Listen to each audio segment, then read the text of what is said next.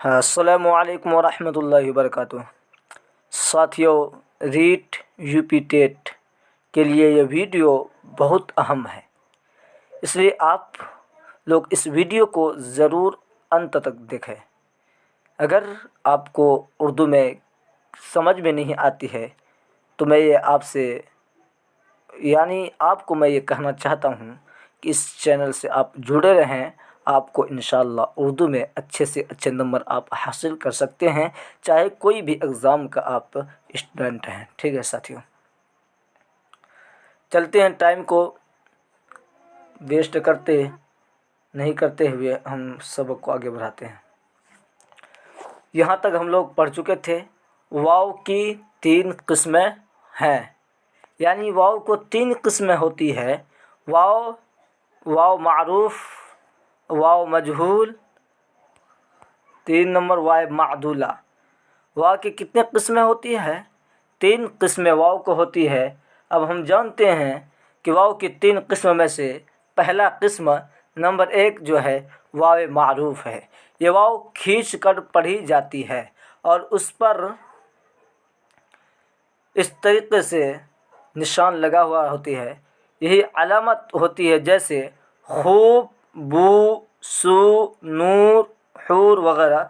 कहीं पे ये अलामत आपको नहीं भी मिलेगी, लेकिन अगर जिसको खींच कर पढ़ा जा रहा है उसी को वाव मारूफ बोलते हैं। जिस तरीके से खूब, बू, सू, इस तरीके से अगर हम खींच करके पढ़ेंगे और इसका अलामत क्या है, वाव साकिन से पहले पेश हो, उसे वाव मारूफ पढ़ते हैं। ठीक है साथियों। वाव मजहूल, जिसे खींच कर नहीं पढ़ा जाता है उसको वाव मजहूल बोलते हैं। जैसे को इस तरीके से नहीं बोलते हैं। को, मोल, मूल, इस तरीके से नहीं बोलते हैं। इसको क्या कहते हैं? वाव मजहूल कहते हैं।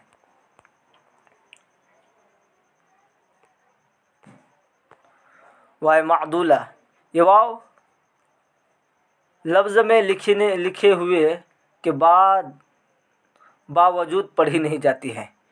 कहने का मतलब हुआ है ये वाव तो लिखी जाती है लेकिन पढ़ी नहीं जाती है, उसी को वाव मादूला कहते हैं। वाव मादूला किसको कहते हैं? जिस तरीके से ख्वाब, दरख्वास्त लिखा क्या है? दरख्वास्त लिखा गया है, लेकिन इसको क्या पढ़ते हैं? दरख्वास्त। यानी वाव मादूला उसको पढ़ते हैं जो लिखा तो जाएगा लेकिन पढ़ी नहीं जाएगी, उसी को वाव मादूला बोलते हैं। जिस तरीके से आप मिसाल देख सकते हैं, ख्वाब, ख्वाब लिखा हुआ है। ख्वाहिश, ख्वाहिश बोलते हैं लेकिन ख्वाहिश लिखा हुआ है। खुश, खुश इस तरीके से बोलते हैं, और खुर्शीद इस तरीके से बोलते हैं। ठीक है साथियों। गोल मुदव्वरा, हा की 2 किस्में होती हैं।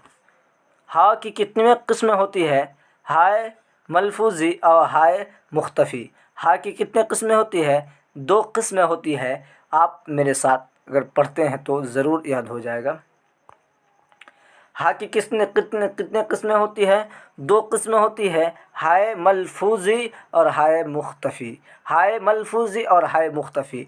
अब हम जानते हैं कि हाय मलफूजी किसको कहते हैं? वह हा जिसका तलफ़्फ़ुज़ किया जाता है, यानी उच्चारण किया जाता है, जैसे गुनाह, पनाह, सियाह वगैरह।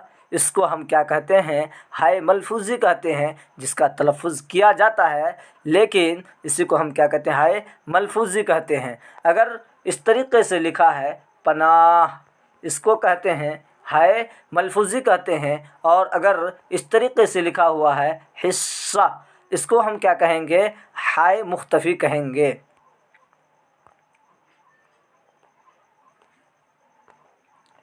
हाय मुख्तफ़ी, उसकी आवाज़ अलिफ़ की तरह मालूम होती है, जैसे हिस्सा, हिस्सा इस तरीके से बोलते हैं। उसकी आवाज़ किस तरीके से उसके साउंड निकलते हैं? हिस्सा, अलिफ़ की तरह मालूम होती है, जैसे बंदा, पंदा, गंदा, रिश्ता, क़िस्सा।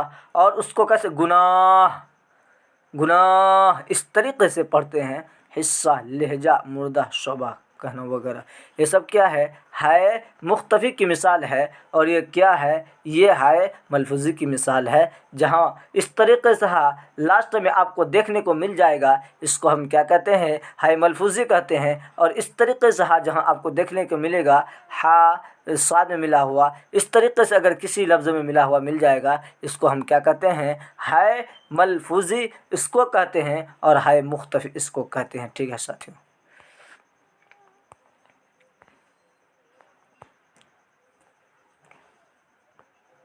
یا معروف، یا معروف اس میں یا کا تلفظ کھینچ کر کیا جاتا ہے، یعنی اس کو پڑھا جاتا ہے کھینچ کر، اس کو یا معروف بولتے ہیں۔ یا معروف جیسے پانی، روٹی، گھاٹی، جیت، امیر، غریب، یہ سب کیا ہے، یا معروف کی مثال ہے۔ واو آپ پڑھیں، حرف علت 3 ہے، الف، یا اور واو۔ اس کے بعد آپ کیا پڑھیں، ہائے ملفوظی۔ واو کی 3 قسمیں ہوتی ہے، واو معروفی اور واو معروف، واو مجہول، واو معدولہ، ہائے ملفوظی، ہائے مختفی۔ اب یا کی 2 قسمیں ہم پڑھیں گے، اس میں سے ایک ہم جان گئے۔ یا کی 2 قسم ہوتی ہے، یا معروف اس میں یا کا تلفظ کھینچ کر کیا جاتا ہے، پانی، روٹی، گھاٹی وغیرہ، جیت، امیر، غریب، اس کو ہم کیا کہتے ہیں، یا معروف کہتے ہیں۔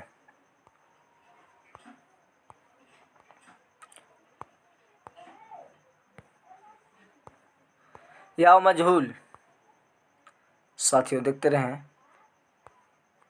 یا مجہول اس کی آواز سادہ ہوتی ہے، جیسے گہرے، پہرے، چہرے، ایک، ریل، کھیت، جیل وغیرہ۔ یا مجہول اس کو کہتے ہیں، اس کی آواز سادہ ہوتی ہے، یعنی اس کو کھینچے نہیں جاتے ہیں۔ اور یا معروف کو کھینچے جاتے ہیں، اس کو جیسے ریل، یہ کیا ہے، یا مجہول ہے۔ اور اس طریقے سے اگر امیر، غریب، یہ کیا ہو گیا، یا معروف آپ کا ہو گیا۔ جب کسی لفظ کے درمیان یا معروف آتی ہے تو اس کی پہچان کے لیے اس کے نیچے کھڑا زیر کی علامت دے دیتے ہیں، جیسے جھیل، گیت، خورشید، اس طریقے سے کھڑا زیر اگر کہیں پہ نہیں بھی آئے گا تو آپ اس کو پہچان لیں گے۔ ٹھیک ہے ساتھیوں، کل ہم لوگ اس کو جانیں گے، اعراب نہیں آج ہی پڑھ لیتے ہیں، ابھی ویڈیو اتنا لمبا نہیں ہوا ہے۔ اعراب، اعراب کس کو کہا جاتا ہے؟ اعراب کے معنی زبر زیر پیش کی علامت، اس طریقے کے اس کو کیا کہتے ہیں، اعراب کہتے ہیں۔ یہ زبر ہو گیا، اگر نیچے الف کے نیچے یہ زیر ہو گیا اور اس کو پیش ہو گیا، اس کو فتحہ، ضمہ، کسرہ بھی کہا جاتا ہے۔ فتحہ، ضمہ، کسرہ بھی کہا جاتا ہے۔ فتحہ زبر کو کہا جاتا ہے، ضمہ پیش کو جو کہا جاتا ہے، کسرہ زیر کو کہا جاتا ہے۔ اس طریقے سے بھی آپ کو دیکھنے کو ملے گا۔ اعراب کے معنی زبر زیر پیش کی علامت، جب 2 حرف ملتے ہیں تو لفظ بنتا ہے۔ جب 1 اور 2 مل جائے گا تو وہ لفظ بنتا ہے، لیکن لفظ کی ادائیگی کے لیے حروف پر اعراب یعنی علامتیں لگائی جاتی ہے، جن کی مدد سے تلفظ ادا ہوتے ہیں۔ جیسے مثال نون، زور، لام، یہ کیا ہو گیا، نل، یہ کیا ہے، حرف ہے، اور اس کو ہم جوڑ کر ملا دیا ہے، اس کو کیا ہو گیا، اس کو ملا دیا گیا، یہ ملا دینے کے بعد یہ کیا، لفظ بن گیا۔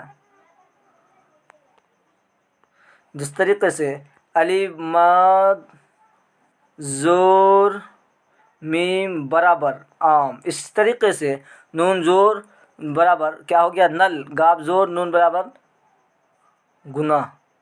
اس طریقے سے مثال مندرجہ بالا دونوں الفاظ میں نل اور گناہ حرف کے میل سے بنے ہیں، لیکن ان کو اعراب کی مدد سے نل اور گنہ پڑھا گیا ہے۔ اعراب کی مدد سے جس طریقے سے نل، اس پہ ہم زبر لگا کر کے اعراب کی مدد سے اس کو نل پڑھا گیا، نہیں تو یہ نل نل کچھ بھی پڑھا سکتا تھا۔ یہ گنہ، اعراب کی مدد سے اس کو گنہ پڑھا گیا۔ اعراب کی تعریف درج ذیل ہے۔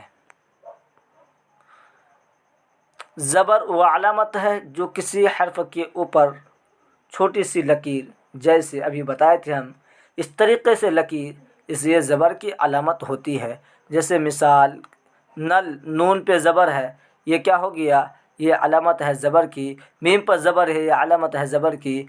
दाल पे ज़बर है, ये अलामत है ज़बर की। ये सब क्या है, ज़बर की अलामत है।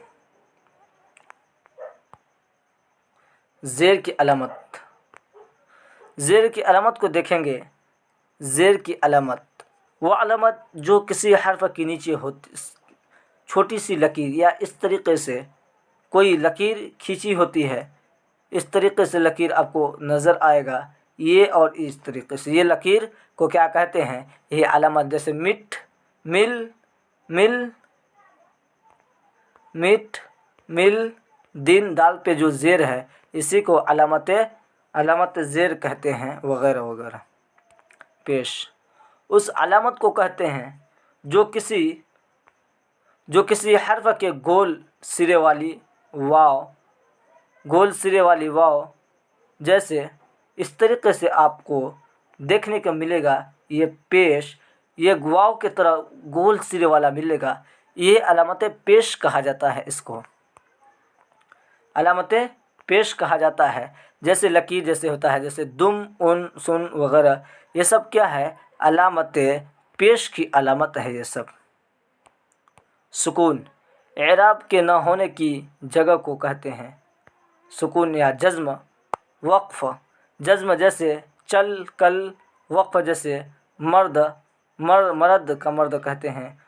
जैसे दाल और दाल में लाम मौक़ूफ़ है, इसको हम क्या कहते हैं, जज़्म कहते हैं। ठीक है साथियों, इस चैनल को ज़रूर आप सब्सक्राइब कर लीजिए, क्योंकि आपको यहाँ से बेहतरीन तैयारी करने को मिलेगा।